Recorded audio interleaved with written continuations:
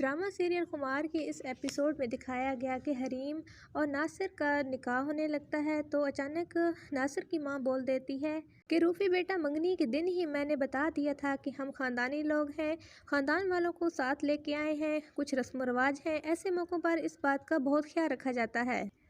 जो कुछ तुम लोग दोगे आप लोगों की बेटी के काम आएगा, वरना हमें किसी चीज़ की ज़रूरत नहीं, अल्लाह का दिया हुआ बहुत कुछ है मेरे पास। रूफी पहले खामोशी से देखता रहता है क्योंकि उसकी डायरेक्ट नासिर से बात हो गई थी। कुछ लम्हों बाद बोलता है, मेरी बहन पढ़ी लिखी है, समझदार लड़की है, आपके घर को जन्नत बना देगी।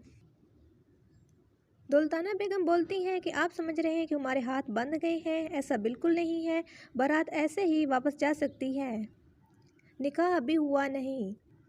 रूफी उठ के नासिर के पास चला जाता है और उससे दोबारा बात करता है, लेकिन नासिर भी माँ के पुराने ख्यालात की मालिक हैं कहकर बात को टाल देता।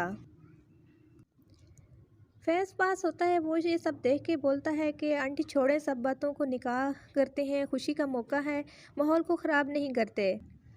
नासिर की माँ बोलती है कि अच्छा इतना ही तुम्हें ख्याल है तो आप 30 लाख का चेक दे दें, तुम तो साहिब हैसियत हो, बात को ख़त्म करते हैं।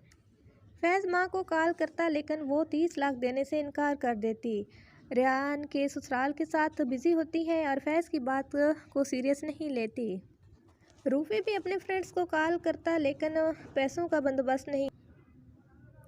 हरीम ये सब देख रही होती है, भाई के पास आ जाती है और पूछती है कि क्या बात हो रही है, मुझे भी बताएं। हरीम जब नासिर से बात करती है, नासिर बोलता है कि मैं क्या कर सकता हूँ, हर किसी के सोचने का अपना अंदाज़, तुम्हारा भी रवैया मेरे साथ अच्छा नहीं, मुझे इग्नोर करती हो, मेरे जज्बात को ठुकराती हो, मैं क्यों तुम्हारी तरफदारी करूं। नासिर की ये बातें हरीम को बहुत दुखी कर देती हैं और वो अपने माँ बाप के पास चली जाती है, जहाँ उसके माँ बाप दुल्ताना बेगम की मिन्नत कर रहे होते हैं, हाथ जोड़ रहे होते हैं कि आप ऐसा ना करें, निकाह होने दें, उसके बाद हम आप जो कहेंगी पूरा करेंगे।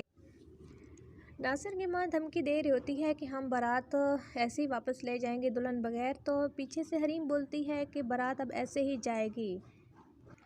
तो दुल्ताना बेगम ये सुनकर बहुत परेशान हो जाती हैं क्योंकि वो महज एक धमकी ही दे रही थी।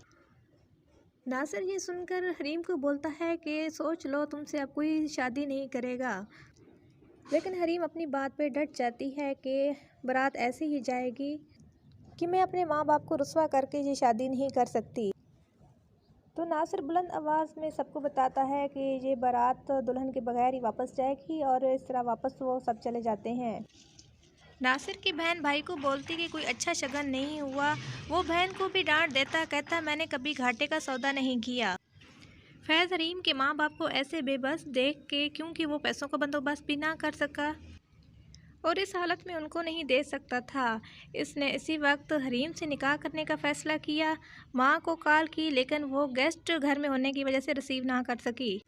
नेक्स्ट एपिसोड बहुत ही धमाकेदार होगी क्योंकि फैज़ हरीम को घर लेके जाएगा।